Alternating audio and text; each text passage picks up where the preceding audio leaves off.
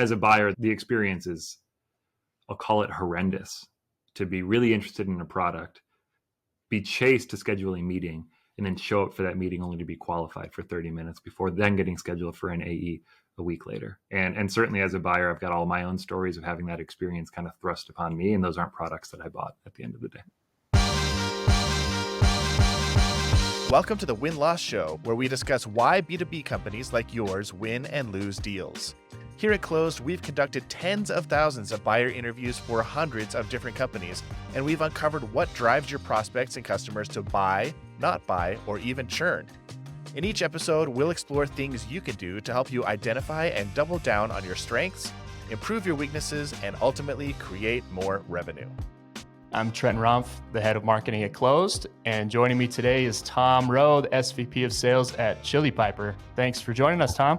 Thanks for having me, Trenton. Appreciate it. Yeah, of course. So, Tom, I think everybody knows Chili Piper is very well known for scheduling demos directly with reps and cleaning up some sales processes, making things faster for buyers, all of those different things, right? And I'll let you dive in deeper than my really, really poor explanation there. Yeah, of course. But what I wanted to talk about today is one of our decision drivers that we call sales process or follow-up.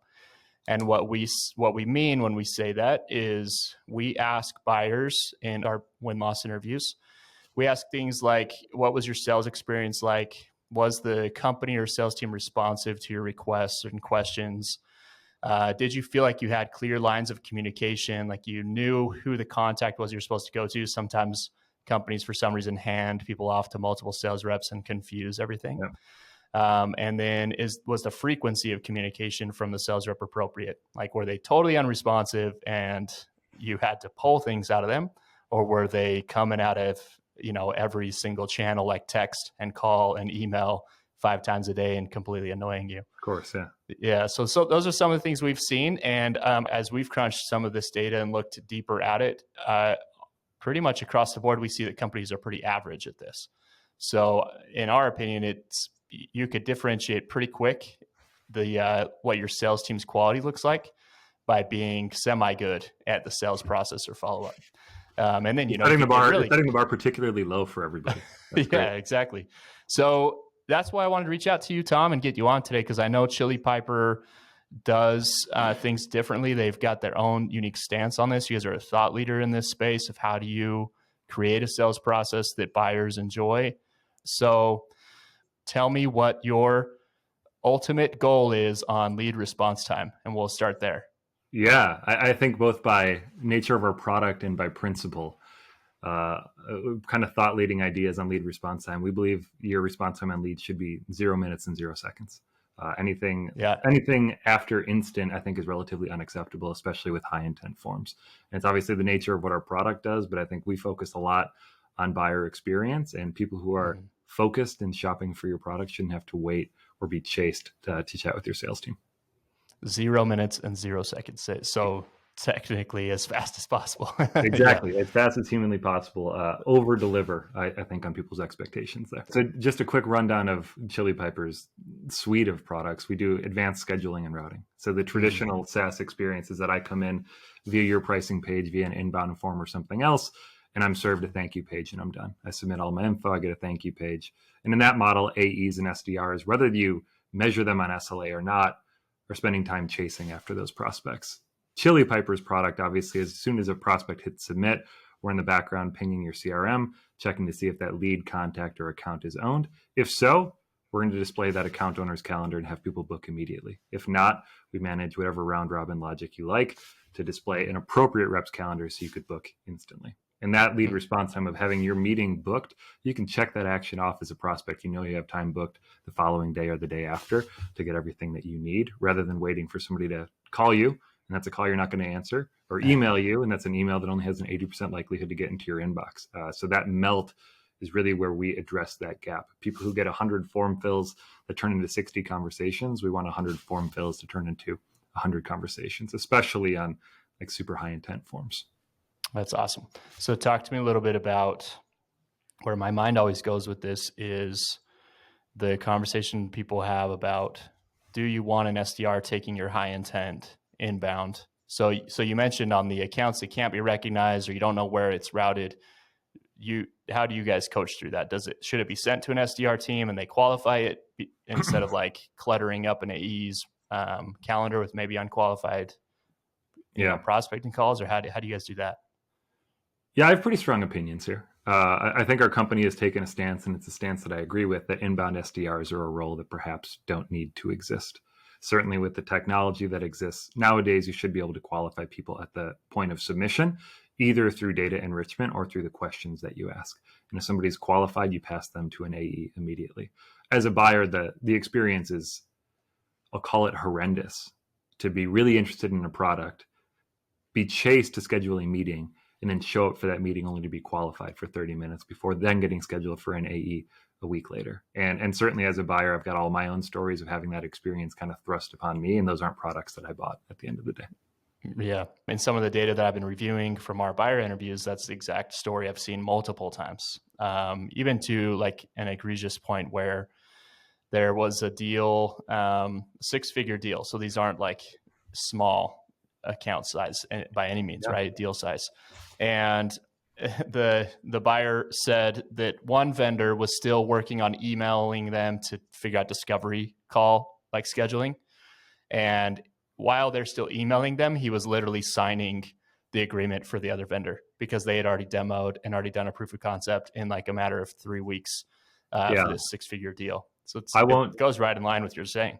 I won't share names, but I had this experience 3 months ago, which was particularly frustrating with the lens that I have on things. But I wanted to buy, I'll say it, competitive intelligence software. Now there's 6 or 7 players in the space, so hopefully people won't narrow this down. But I personally went and submitted inbound forms on 2 different players in that space. 3 days later, I got my first outreach from one of them trying to set up time with me. We scheduled that time for the subsequent week. That same 3 days later, I still hadn't heard from one. Now, Chili Piper, I like to think, is relatively well known. I've got basically a 100-person team. I should be on any named account list those folks have. And so for me, at the fastest, it took me 8 business days to get on a call. And I showed up for that call, and I had 3 other stakeholders from the business with me, thinking we were going to go see this tool. And obviously I had my go-to-market team, my sales enablement manager. And on that call, after booking 45 minutes, we were qualified for 30 minutes and then had to set up an additional time. So for both of those customers or both of those companies that I was interested in buying, went through a high intent form, should have been a named account. It took me over 2 weeks to see a demo for either of them, one of which I had to chase them to even get that call set up. And that experience is like that's unforgivable for me. And you can guess how much competitive intelligence software I bought in the last 3 months. The answer is 0.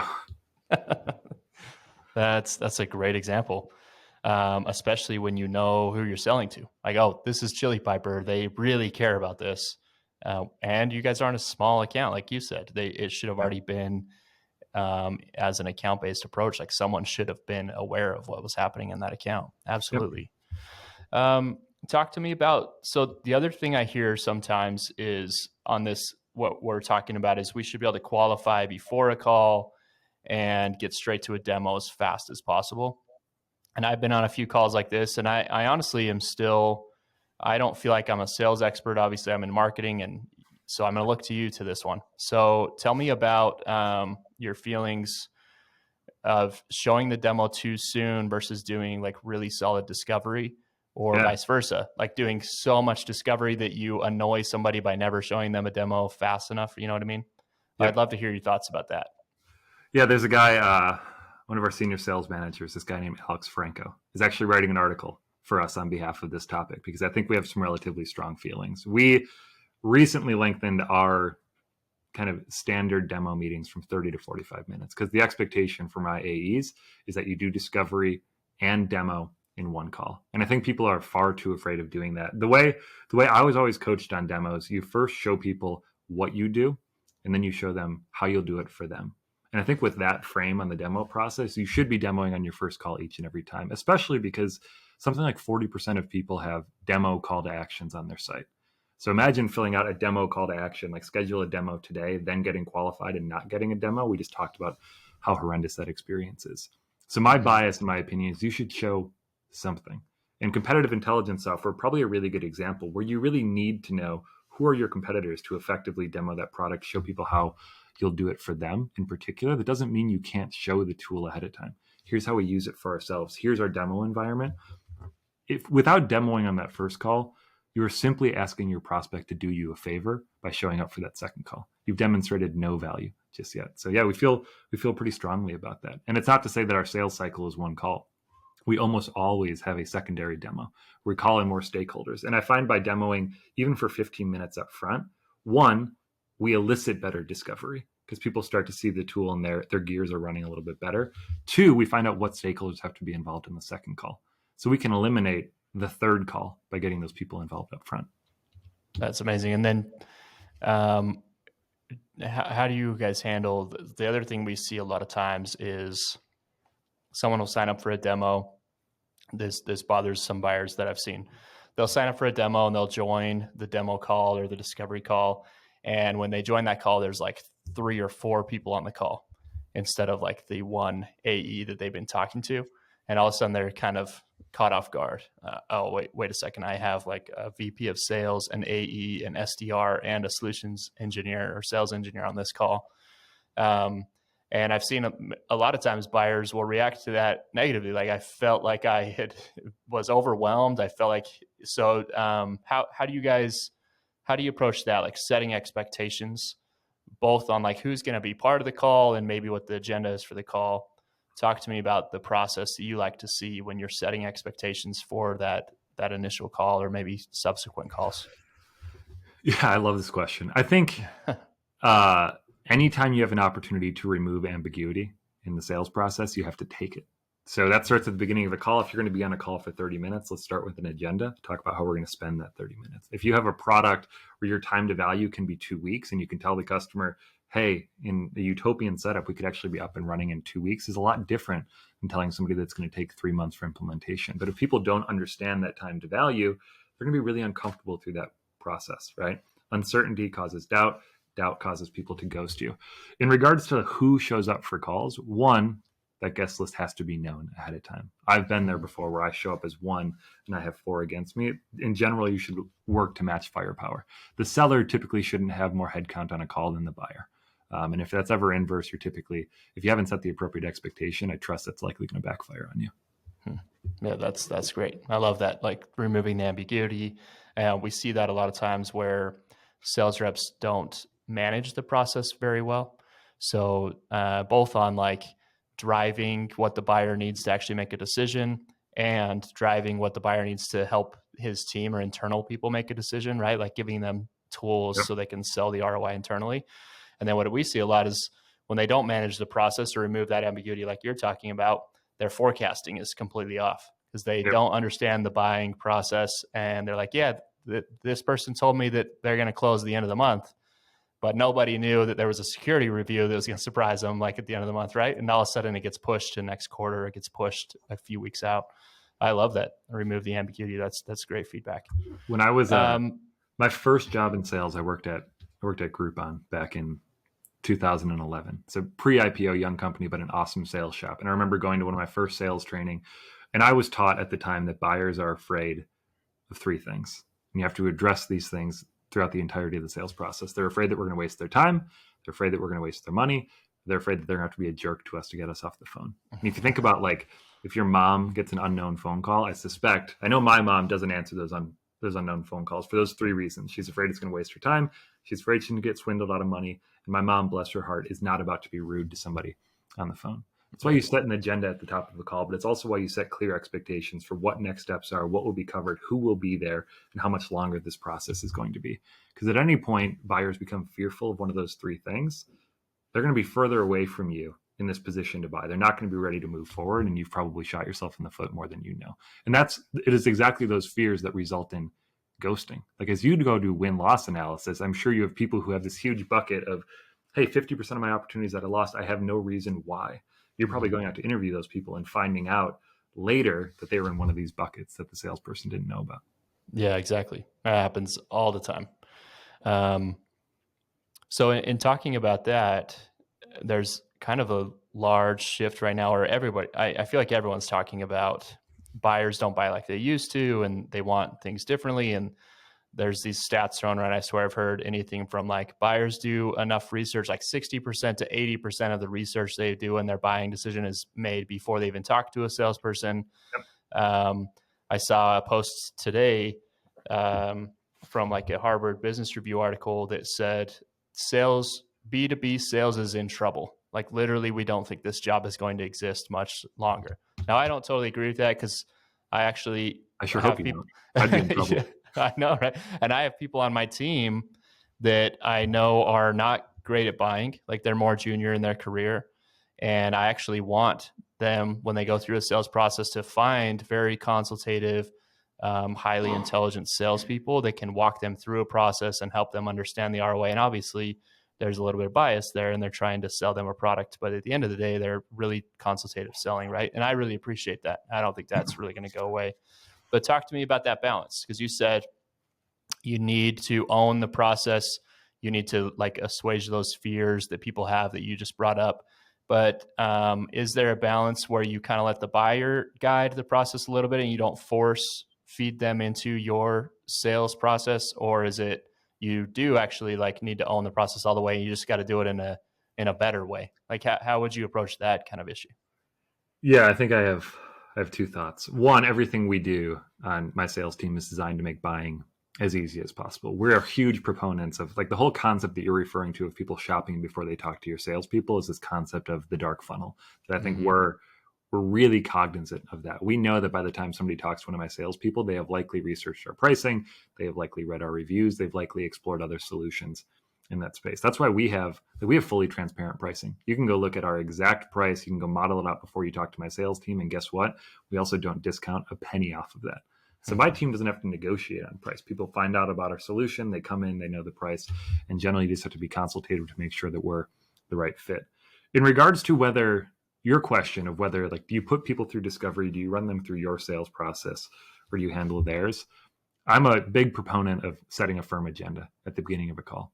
Now, people have agreed to a 45-minute meeting. If you showed up to a meeting with my team, Trenton, I'd expect them to say, Trenton, you booked 45 minutes with us. Let me tell you how the hell we're going to use it. I probably have 10 minutes worth of questions about close because I want to understand which of our products make sense for what you're hoping to do. Then I'm going to show you a demo. That might take 15 or 20 minutes, but I want to show you Chili Piper experience from a prospect perspective, from an end user perspective, and from an admin perspective. At the end of that, we're going to have 15 minutes to cover whatever it is that you were hoping to cover. Does that sound good? Great. Before I get started, what were you hoping to see today? And that's going to hand over the keys to you. Now that I've set the ground rules for how this call is going to go, I'm going to hand over the keys to you just to tell, you can kind of inform me on how far you are in your buying process, what level of comfort or understanding you have of our product, or if there's one specific thing you absolutely need to know. I've now set the ground rules, but I know what I can address because you're going to offer that up front.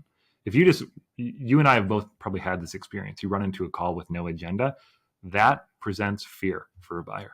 They don't know how long the call is going to last. They don't know if they're going to get what they want out of the call. They don't know if they're going to learn about pricing. Tell them up front what you're going to tell them, then hand over the keys for what else they need to know before you move forward. I like that you're establishing enough of an agenda to own the process, but then you're also allowing them to make it a shared experience. And hey, this is what I need to prove value or to actually go sell this to the team. And they already committed to 45 minutes, right? In our situation, exactly. They already booked a 45-minute demo. If I give them my commitment, we're going to get everything done in that time frame. What fear should they have? It's already blocked on their calendar, you know? Right. Yeah, exactly. Well, that's great. I knew talking to you about this would be stellar because I have read a lot of Chili Piper's content and know you guys have this kind of a strong approach to it, which I respect and think is great. So you were the first company I thought of when I was like, who's great at sales process and follow-up? Chili Piper. I've got to talk to somebody at Chili Piper. Appreciate that. That's great. Yeah. So as I say in every podcast, if anyone feels like they're having issues or it's been highlighted to them that they are having problems in their sales process and follow-up, and it's a reason that you may be losing deals, I would recommend checking out Chili Piper. Tom, what would be the best place for people to do that? ChiliPiper.com. Everything's going to send you down one of our funnels to get in contact with one of our salespeople immediately. So you'll leave that website with time booked with one of my folks, and I'm happy to join as well. So don't hesitate to reach out to me. Awesome. Tom, this has been enlightening for me. As we grow and are scaling up our sales team and my marketing function, these are things we're thinking about daily. So some of this has been personally helpful, and I and I imagine helpful for our audience as well. So I really appreciate the time. Trent, I appreciate it. Thanks for having me. Perfect. Thanks, Tom. Later. Thanks for tuning into today's episode. If you want to learn more about how you can win more by identifying and strengthening your weakest decision drivers, check out closed.com. That's CLOZD.com.